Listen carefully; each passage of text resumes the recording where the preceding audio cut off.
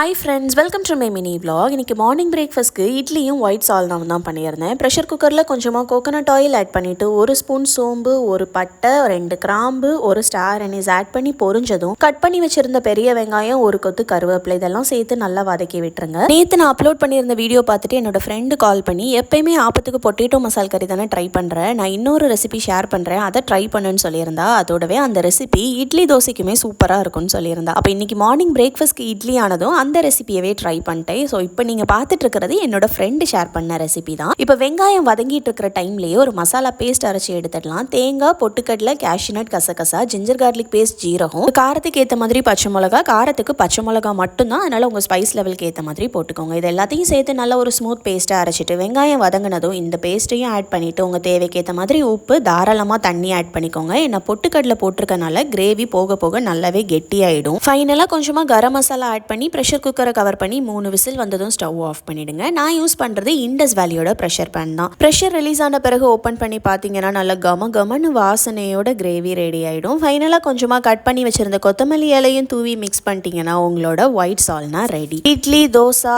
ஆப்பம், இடியாப்பம் இதுக்கெல்லாம் சூப்பரான ஒரு காம்பினேஷன். கண்டிப்பாக ட்ரை பண்ணி பாருங்கள். லஞ்சுக்கு லெமன் ரைஸும் உருளைக்கிழங்கு பொரியலும் பண்ணிட்டு ஜுவல்லரி ஷாப்பிங்க்கு கிளம்பிட்டோம். இந்த தடவை ஷாப்பிங் மித்ரா குட்டிக்கு தான். சில்வர் செயின் வாங்குறதுக்காக தான் போயிருந்தோம். ஃபியூ மந்த்ஸ் முன்னாடி தான் மாறனுக்கும் இங்கே ஒரு சில்வர் செயின் வாங்கியிருந்தோம். அப்போவே நிறைய கலெக்ஷன்ஸ் இருந்துச்சு. அதனால மித்ரா குட்டிக்கும் இங்கேயே வாங்கலான்னு கிளம்பி போயிட்டு எங்களுக்கு பிடிச்ச மாதிரி அவளுக்கு உறுத்தாமல் இருக்கிற மாதிரி ஒரு சில்வர் செயின் தான் வாங்கியிருந்தோம். சில்வருக்குன்னே தனி ஃப்ளோர் ஓப்பன் பண்ணி அவ்வளோ கலெக்ஷன்ஸ் வச்சுருக்காங்க. நாகர்கோயிலில் இருக்கிறீங்கன்னா நீங்கள் இங்கே விசிட் பண்ணியிருக்கீங்களான்னு கமெண்ட் பண்ணுங்கள். Meet you in another video. Tata.